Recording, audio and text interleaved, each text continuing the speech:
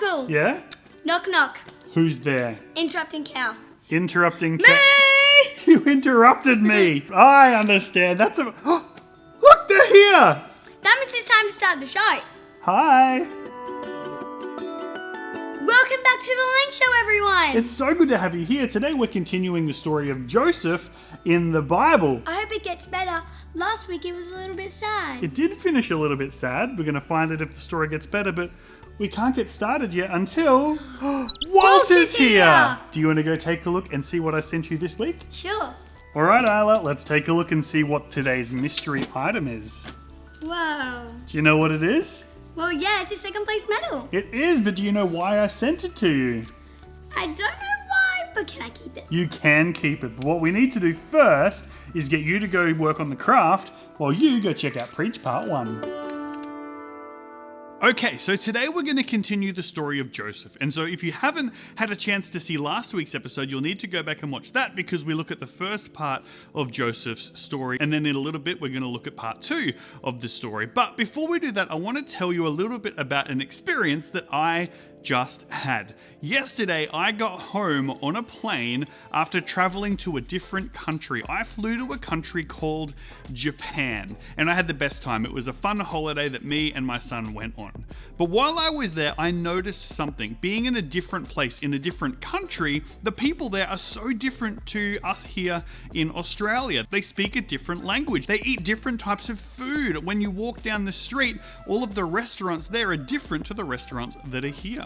Over there, the way people do things is different. Like one thing I noticed, people don't really walk while they're eating. They stop and eat while they're standing, put their rubbish in the bin, and then they walk. Whereas here, if you walk down the street, you'll see people having a coffee or food while they walk. You see, the way they live there is different to the way that we live here. Now, for me going there, it was heaps of fun because it was a holiday. But even though it was a holiday, there were some times that were really difficult. I remember getting to a train station knowing that I had to get somewhere else, but not being able to figure out how to get there. The signs were in Japanese and I couldn't figure out where I was meant to go. And so we ended up having to go and find somebody that spoke English to help get us to where we wanted to go.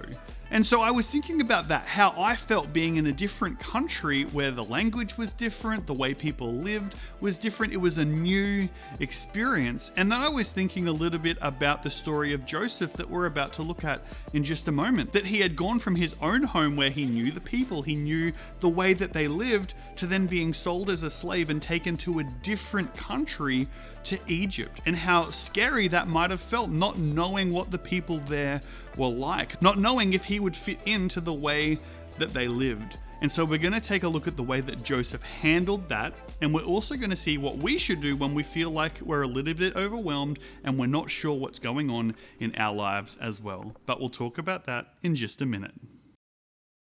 Isla, do you know what the craft was for this week? Yep, it was a bookmark. It's a bookmark. I know you love reading, so I can't wait to see you using this at home. But do you want to show everyone at home how you made your bookmark this week? First, what I did was I colored in all of the words in a pattern. I did purple, blue for the whole thing. Then I did yellow for the lines on around it. And then I did some orange dots all around it too. And then for the little dot, what I'm probably going to cut out, as red. It's true, because what you can do if you want to is once you've cut it out, if you do like a little hole punch there, you could tie some ribbons as well, and then when you're reading, you stick that in your book so you remember where you're at, and you can remember that you can do all things through Jesus. But not only do I love your bookmark, I love seeing all of your arts and crafts as well, so if you do make a bookmark or any other cool crafts, make sure you get your teacher or your kid's pastor to take a photo and send it to us. There's an email in the description of this video.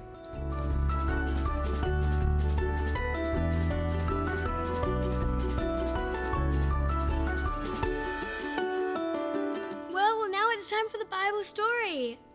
Buckle, will you read it for us this time? Absolutely.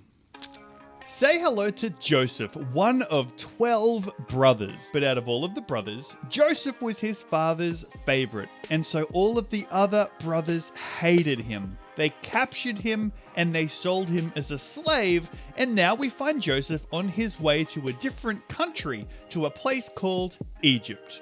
When Joseph got to Egypt, a man named Potiphar, who was the Pharaoh's assistant, brought Joseph to serve in his house. But it didn't take long for Potiphar to realize that God was with Joseph and that everything Joseph did was excellent. And so Joseph was put in charge of the entire household. And God blessed Potiphar's house because of Joseph. Potiphar's wife saw how well Joseph was doing, and so she wanted Joseph to do bad things. But Joseph didn't want anything to do with anyone who would make him do the wrong thing. And so Potiphar's wife became angry, and she wanted to get rid of Joseph. And so Potiphar's wife lied to Potiphar, telling him that Joseph had done the wrong thing and betrayed them. And so Potiphar became angry and threw Joseph into the dungeon. Joseph was in the dungeon for over 2 years. But then the Pharaoh of Egypt had a dream that made him worried. So he called on Joseph to come and explain the dream. Joseph came and told the Pharaoh that his dream was a vision of the future and helped the Pharaoh prepare for everything that was going to happen. The Pharaoh was so impressed with Joseph and trusted him, and so put Joseph in charge of the entire land of Egypt. Joseph went from being in the lowest dungeon to now being the second most powerful person in the entire land of Egypt. One of the things that I love about this story is that although things were going wrong for Joseph, he'd been sold as a slave, he'd gone into a different country where he didn't really know what was going on, he still chose to do his best. That although other people had been mean to him, he wasn't mean to other people, but instead he chose to be kind. He chose to work hard. He chose to be a good example of the way that he knew God wanted him to live. And so he's in this man's house, Potiphar, and he's doing his best. People see that God was with him. People could see that whatever Joseph was doing would be blessed. And so Potiphar decides to put Joseph in charge. But then once again, something else goes wrong. Someone lies about Joseph and then he gets thrown in the dungeon. But even in the dungeon, in the story, he meets some other people. And instead of being mean to them, he's kind to them while he's in the dungeon. And because he's doing his best, even in the dungeon, the man in charge of the dungeon was like, wow, who are you? And he put Joseph in charge in the dungeon. And then because of that, Joseph got to see the Pharaoh, the man in charge of all of Egypt. And Joseph became the second in charge. You see, we all have things go wrong in our lives. Things get difficult. People are mean to us. People lie about us. Sometimes people hurt our feelings. Everyone has something bad happen to them. We can't really control what happens to us. But you know what we can control? The way that we act. When things go wrong, are we going to complain and get sooky and get angry?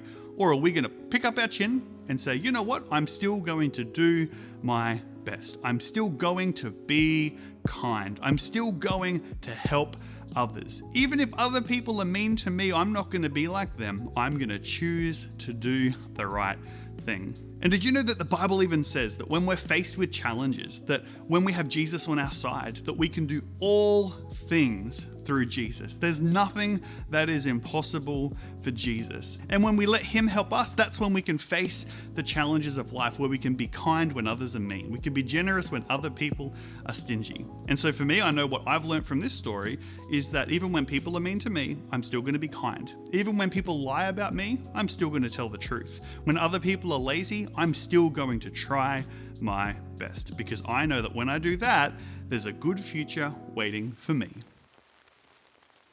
I can't believe that it got worse for Joseph, but then it got better.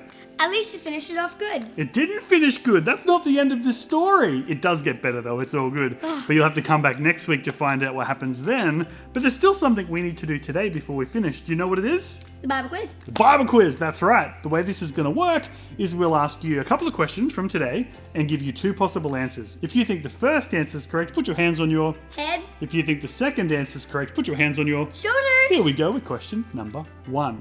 In the story, Joseph went to work at someone's house. What was his name? Was his name Potiphar or was his name Peter? You've got 5 seconds.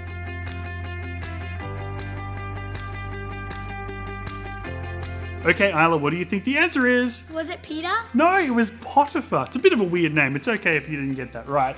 But good job if you did. Here we go with question number 2. Joseph got sent somewhere from Potiphar's house. Where was he sent? Was he sent to the Donut King? Or was he sent into the dungeon? You've got 5 seconds.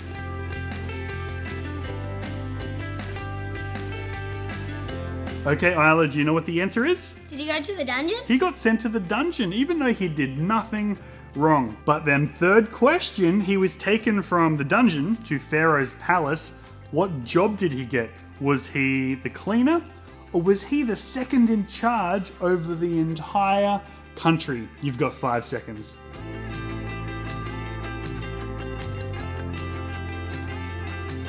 Isla, what do you think the answer is? Was he second in charge?